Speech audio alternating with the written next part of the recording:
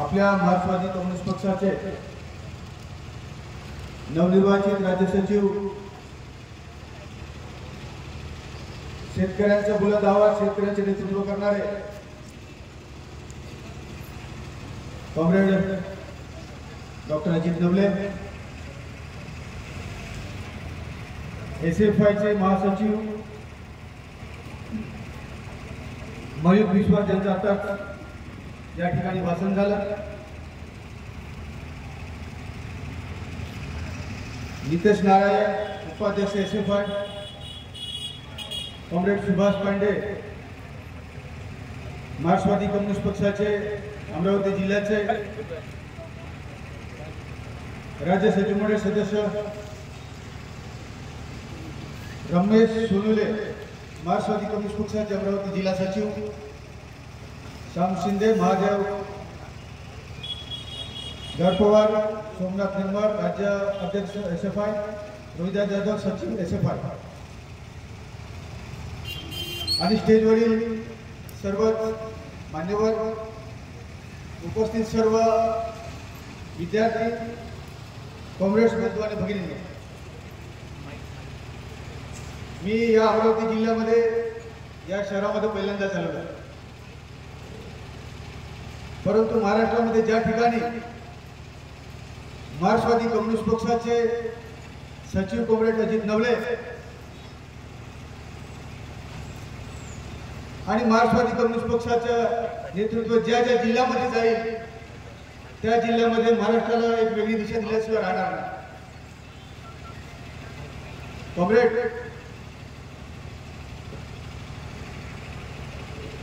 इथे एसएफआयचे रोहिदास जाधव यांनी सुरुवातीलाच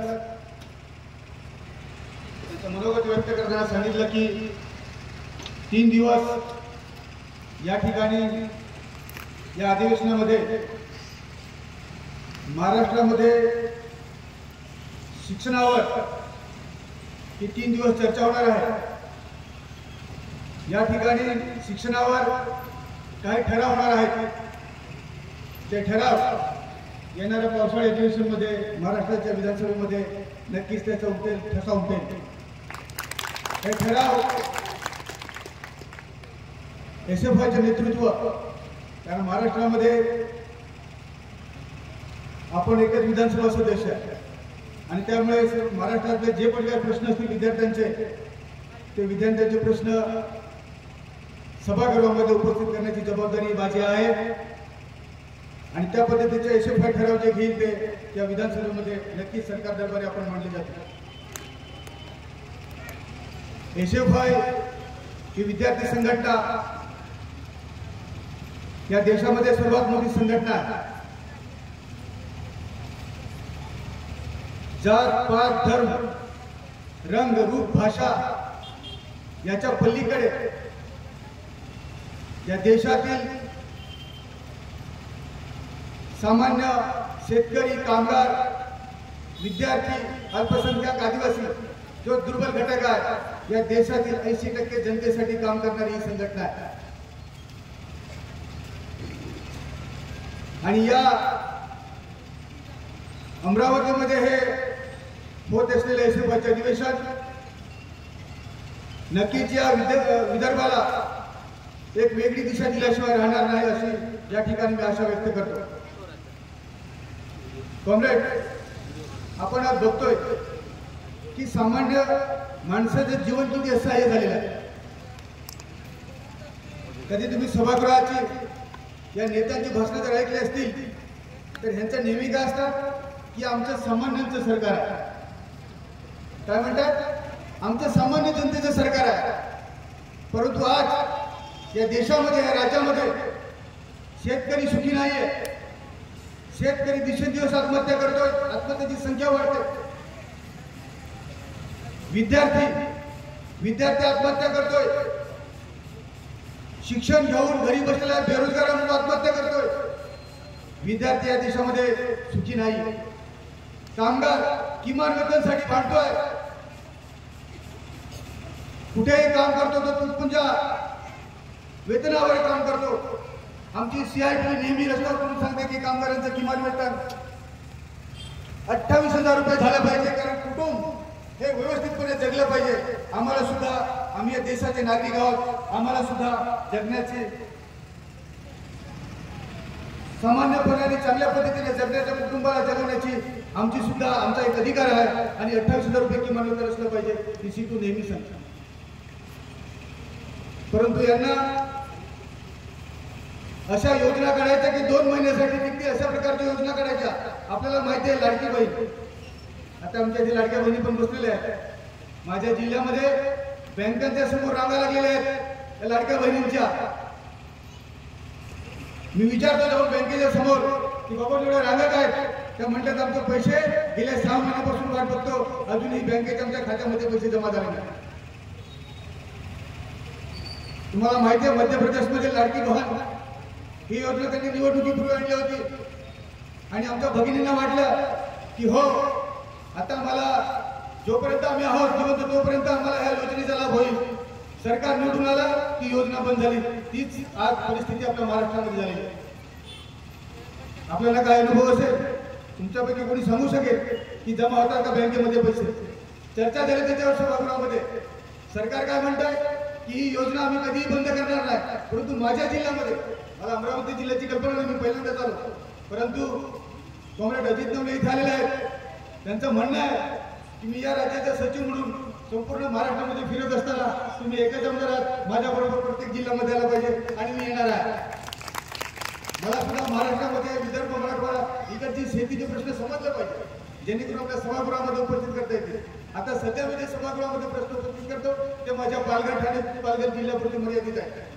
त्या ठिकाणी मी चळवळीमध्ये असल्यावर गेल्या 20 वर्षाचा प्रश्न, तिथल्या प्रश्नाचा मला बारकाईने स्टडी आहे. परंतु महाराष्ट्राच्या इतर भागामध्ये त्याच्यानंतर मी या भागामध्ये येणार आहे. परंतु अशा प्रकारच्या योजना काढून यांनी आताच्या निवडणुकांमध्ये लाडकी बहीण योजना आणली आणि आज सत्तेवर बसलो. परंतु माझ्या जिल्ह्यामध्ये लाडक्या बहिणीची परिस्थिती मी पाहिली. आम्ही लढतो आहोत, लॉंग मार्च आमचे निघतायत. शेतकऱ्यांच्या शेतीला, शेतकऱ्यांच्या शेतीतील पिकाला हमी भाव मिळाला पाहिजे म्हणून आम्ही लढत आहोत. आम्हाला विश्वास आहे का हे शिपाईचे जे अधिवेशन जे अमरावतीमध्ये होत आहे हे या महाराष्ट्राला एक नवी दिशा देईल.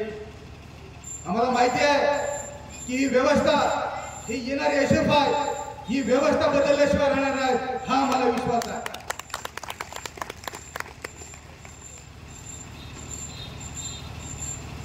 काय चाललंय? दिवसा, रात्री सोडा तुम्ही, दिवसा 12 वाजता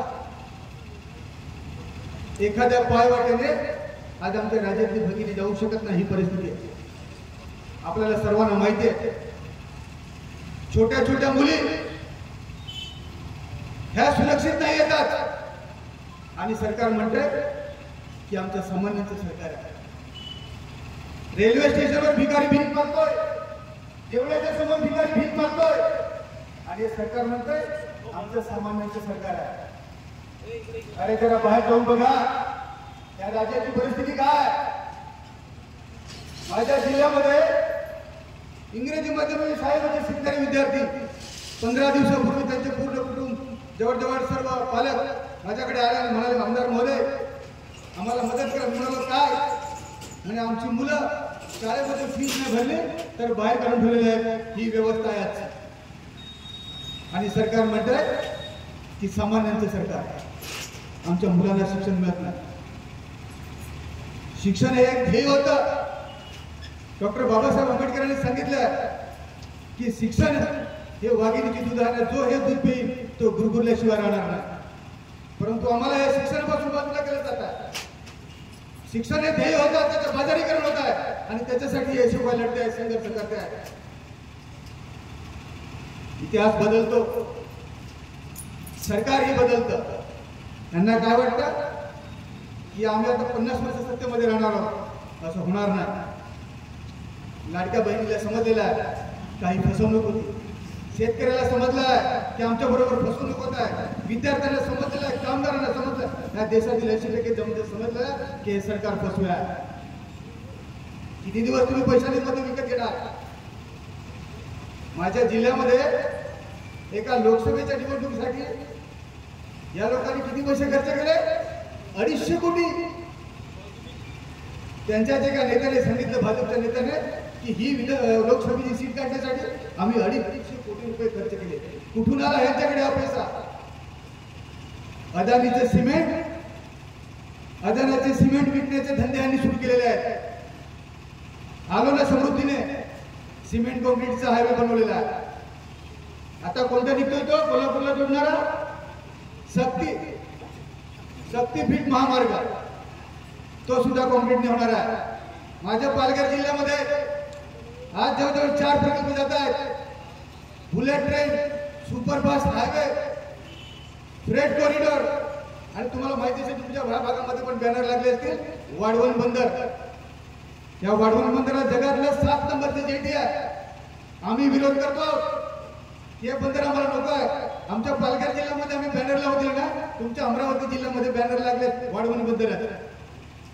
तिकडच्या संपूर्ण मच्छीमार उद्ध्वस्त होणार आहे. आपण अनेक प्रकारे विरोध केला, परंतु ह्या लोकांनी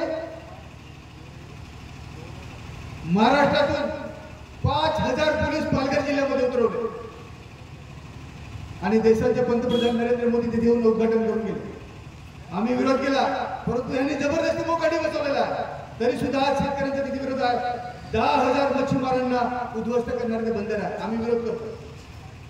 सत्ता आहे, सत्तेची एवढी मगरुरी करू नका. झाडाखालची सावली झाडाखाली राहत नाही. उद्या जर सत्ता बदलली तर तुमचे काय हाल होईल तुम्ही लक्षात ठेवा. आणि बदलेल, त्या महाराष्ट्रीय जनता ती सत्ता बदलेल. काय त्या पद्धतीची परिस्थिती निर्माण झाली. गुजरात मधला कबाडी तुम्हाला माहिती आहे, गौतम अदानी गुजरात मधला कबाडी प्लास्टिकचा धंदा करणारा आज देशात जगामध्ये श्रीमंतांच्या यादीमध्ये 2-3 नंबरला हा येतो. कधीपासून? 2014 नंतर. जसं विश्वास या ठिकाणी उल्लेख केला, काय 2-3 लोकांसाठी हा देश चालवला जात आहे. म्हणून मित्र हो, जास्त वेळ घेणार नाही, परंतु आपल्याला एक सांगू इच्छितो की SFI संपूर्ण महाराष्ट्रामध्ये आपण सर्वांनी अशा प्रकारचे आंदोलन घेतले पाहिजेत. त्याचा उल्लेख इथे झाला की जी आंदोलन घेतली ती यशस्वी केलेली आहेत आपण. आणि आपला इतिहास आहे. भगतसिंग, सुखदेव, राजगुरू, अशफाकुल्ला खान, चंद्रशेखर आझाद, सुभाषचंद्र बोस, बिरसा मुंडा यांचा वारस घेऊन चालणारी SFI आहे.